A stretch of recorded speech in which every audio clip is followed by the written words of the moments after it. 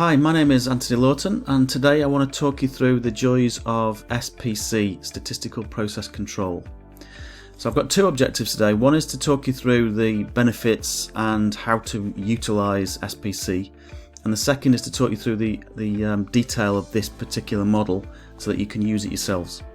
So we'll start with the overview of SPC and why it's such a good process and a good methodology for us all to use.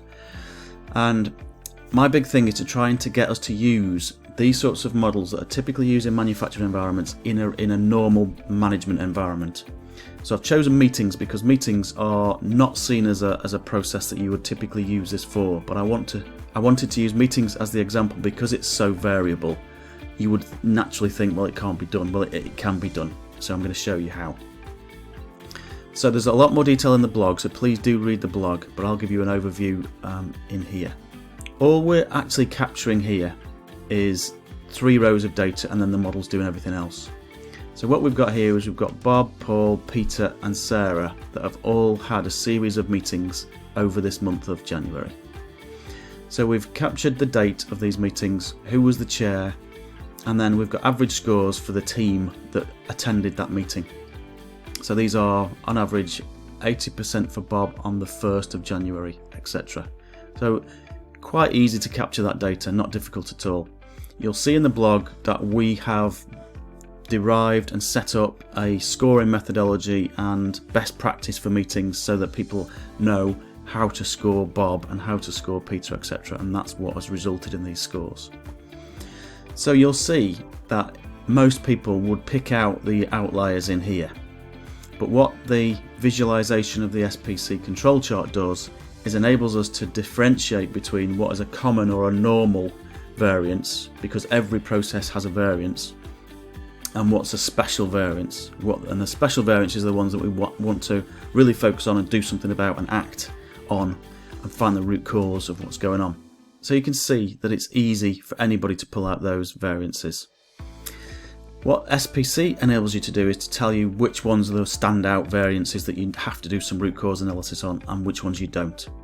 And that's often really, really difficult to do, but the visualization of the chart makes it a lot easier. And actually, in many ways, just the fact that we're measuring this instantly will improve performance. So Bob, Peter, etc. will instantly start to up their game in terms of planning for the meetings, following the best practice guides that we've already given them. What gets measured gets done, so you'll instantly see a big improvement. Then what we can do with SPC over time is measure and monitor to make sure that the system and the process remains in control. That's what we're trying to do. So just giving an overview of what's in and out of control, you'll see the rules that are mapped out in more detail in the actual blog post, but here they are. So our process here is out of control if any one of the points is outside of the 3 standard deviations. So you can see here that we've mapped out the 3 standard deviations, 1, 2 and 3 from the mean. So the average here is calculated and it's represented with this red line here. And then there's 1 standard, 2 standard, 3 standard deviations away from the mean, both lower and upper. Now in this case of management meetings control, it's not going to go above 100% because you can't score above 100%. So what we're really interested in is the lower ones. And here you can see this point here, 33%, is Bob's meeting on the 15th of January. That is outside of the 3rd standard deviation marker. So that is instantly deemed to be out of control. So you would definitely want to investigate that, find out the root cause. So Bob could have had a bit of a tragedy in the family, maybe a death in the family, or something's happened to affect Bob here. We need to find out the root cause. Now this particular one here, if there's 2 out of 3 consecutive points outside of the 2nd standard deviation marker, then that would be out of control. But here there's only 1 outside of the 2nd level, so that would not be deemed as out of control. That's still deemed as normal common variation.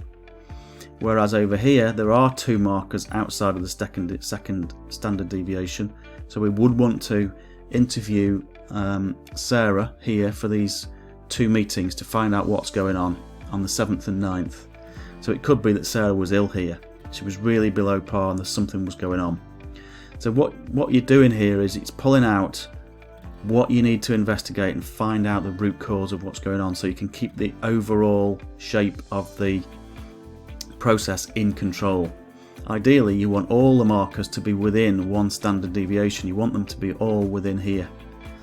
Then you've got a process that's well in control. Now again, there's more detail in the blog, but we said that in our example that the management team, the board, said that they wanted the organisation to run 85% quality for meetings. And you can see that our average is just under 80% at the moment. So at this point, if we corrected all these outliers up to the sort of the average, we'd still be under the 85% target. So at that point, and this 85% target is completely separate from what the process is capable of. They're two very different removed things. So we would never put the 85% on this chart. It's a separate marker, if you like, because it's not related to the performance. What's related to the performance is the standards, the training, the implementation, not this quality expectation from the board. So the board could then go, well, there's just too much effort involved to move this from 80 to 85%. The costs involved in getting the whole organisation up to 80% outweigh the benefits of moving from 80 to 85%. So we're actually happy with 80% being the main target. So we believe that the organisation is operating efficiently and effectively at 80%. So then you maybe move that target to 80%, and thereafter for February onwards you would move that target to 80%, and then you would be checking all the time to see if you're in control with this 80% within the first standard deviations. Ideally, everybody's getting great meetings. So hopefully that little explanation showing you visually, tied in with the blog post, will make SPC make sense. So now what I'm going to do is just talk you through the model so that you can apply this model and use this model in your everyday work. So I think the first thing to notice is you're just going to be entering data into these first three columns and into this one. All the other columns are all calculated, so you don't have to touch these.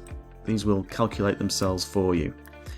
If you wanted more rows, then you can just copy, you just highlight that, click on that right bottom corner and drag it down, and you'll get more data to map. To get the graph to capture that extra data, you'll click on it, go to design, select data, and then you'll just highlight all of that and go down as low as you need to, however many data, and then click OK. I'm going to undo that because obviously it's missing some data, so it doesn't make sense, but that's how you're going to do it if you want more data. So we'll undo that. So the key things, if you were starting from scratch and doing this on your own, key thing is you'd want this mean to be calculated because that drives this column here. So that is just average, open brackets, and then you highlight all the area of data that you want, so straightforward enough. And then similarly you want this standard deviation formula, so it's stdev.s for sample, and then you open your brackets, and again it's the range of data, so you can see that that range is going across the data that you've entered on those scores.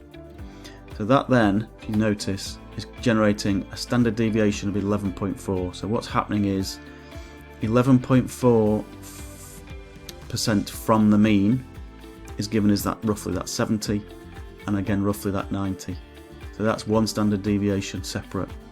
Two standard deviations is that twice, and three standard is that 3 times. So that's how it works. And these are the upper levels and these are the lower levels. So it is really, really straightforward to manage. Another tip is how to get these labels on the right hand side of your graph. Is if you click on one of the lines and then you click on that one marker for where that data point is, and then do a right click, you can add data label. Now I've already added it, but you could format data label. So when you click on that data label, then when you first click on it, it will come up with a number, and then you can click twice into that cell so that you can then enter in there into the box up here, click equals, and you can click on to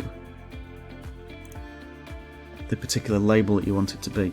Click enter, and then you'll see that it enters in there, and then you can click on it and highlight it and bold it.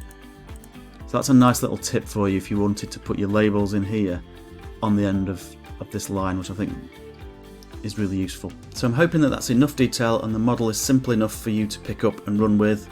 I hope this is helpful. I think it's a really powerful technique and methodology, and I genuinely believe that we should be using it a lot more in management settings. It's not just for manufacturing.